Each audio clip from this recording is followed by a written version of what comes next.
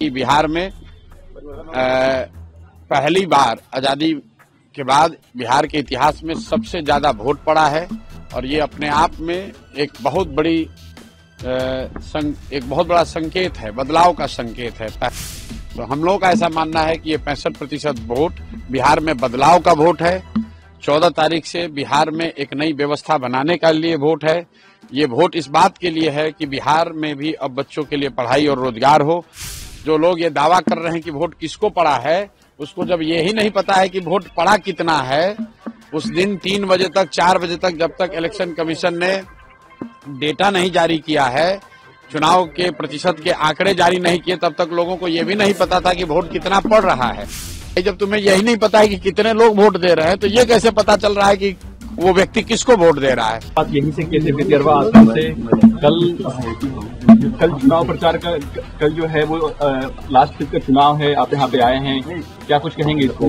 यात्रा की शुरुआत नहीं की थी। बिहार में बदलाव के लिए, बिहार में सुधार के संकल्प की शुरुआत इसी आश्रम से, इसी परिसर से हुआ था और आज उसका एक चरण पूरा हो रहा है।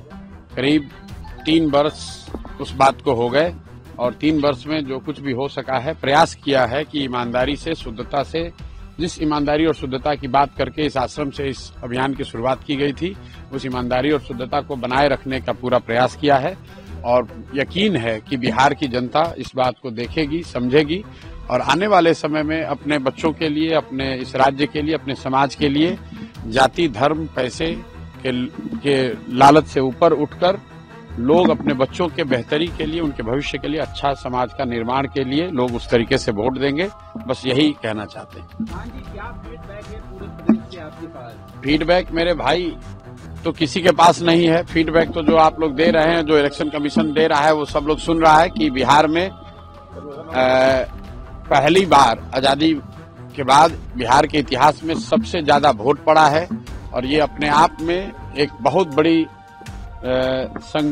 बड़ा संकेत है, बदलाव का संकेत है। पहली बार बिहार में इतनी बड़ी संख्या में वोट पड़ा है, तो एक तरीके से गांधी के इस आश्रम में, गांधी के विचार से, लोकतंत्र के मानने वाले लोग की सबसे बड़ी जीत है कि बिहार में आज तक 65% वोट कभी नहीं पड़ा है। तो हम लोगों का ऐसा मानना है कि ये 65% वोट बिहार में बदलाव का वोट है। 14 तारीख से बिहार में एक नई व्यवस्था बनाने के लिए वोट है। ये वोट इस बात के लिए है कि बिहार में भी अब बच्चों के लिए पढ़ाई और रोजगार हो, बिहार के बच्चों को भी आगे पलायन न करना पड़े, 10-12 हजार के रोजी रोजगार के लिए घर परिवार, बिहार गांव छोड़कर बाहर नहीं जाना पड़े, बिहार में भ्रष्टाचार खत्म हो और इसीलिए लोग इतनी बड़ी संख्या में आकर वोट दिए हैं। जितने भी पत्रकार हैं, विशेषज्ञ हैं, राजनेता हैं, किसी को अंदाजा नहीं था, किसी को अंदाजा नहीं है कि इतना लोग वोट दिया कौन है। और जो लोग ये दावा कर रहे हैं कि वोट किसको पड़ा है, उसको जब ये ही नहीं पता है कि वोट पड़ा कितना है, उस दिन 3 बजे तक 4 बजे तक जब तक इलेक्शन कमीशन ने डेटा नहीं जारी किया है, चुनाव के प्रतिशत के आंकड़े जारी नहीं किए, तब तक लोगों को ये भी नहीं पता था कि वोट कितना पड़ रहा है।